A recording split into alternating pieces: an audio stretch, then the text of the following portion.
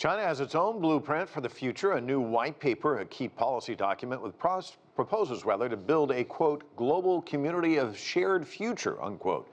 To discuss what Beijing is suggesting, let's turn to Einar Tangen. He's a senior fellow at the Taihua Institute and chairman of Asian Narratives.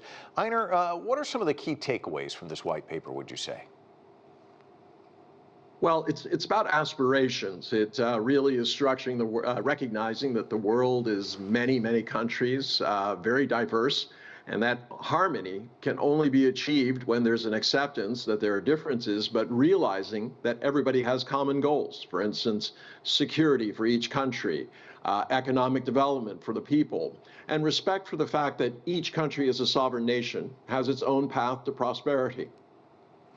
And these are ideas that were actually born about a decade ago. It's interesting, they also dovetail with China's outreach with the Belt and Road Initiative, which also began a decade ago.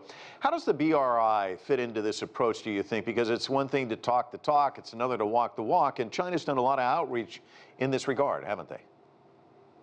Yeah, about $1 trillion worth. You know, nothing says action other than action itself. You know, in today's world, there's a lot of talk about frameworks, about how things are going to happen.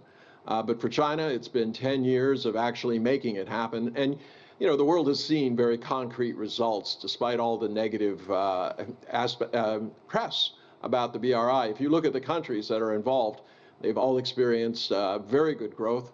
And it's been part of their future plan to make sure that they have a self-determining future for themselves that is inclusive and green. Yeah, I was just looking at, we were talking about the World Bank a moment ago. I was just looking at a report from them that was out quite a while ago that shows that the BRI is suggested from 2015 to 2030 to just lift millions of people out of poverty, which I think gets to your point. It's also important to highlight some of the things that the white paper is not advocating, and that's the law of the jungle, the winner-take-all mentality, zero-sum game, and these are approaches of some major powers, and China is saying basically that's not the way forward, right?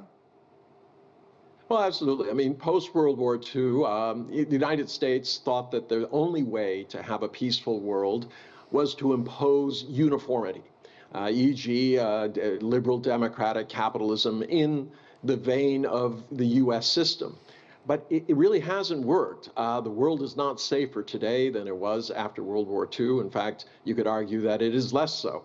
America is internally divided. So are most of the G7. China is saying, look, there's no imposition. There are so many countries. They have rich histories, cultures, philosophies, different systems, resources, people, needs, economic development levels. You have to treat them as they are, respectfully. You have to give them a path forward in terms of the development, and they have to be secure. I mean, right now, when we look around the world, insecurity is driving conflict, and that has to end. Otherwise, we are all in trouble. Einar, thanks so much for your insights. Appreciate it.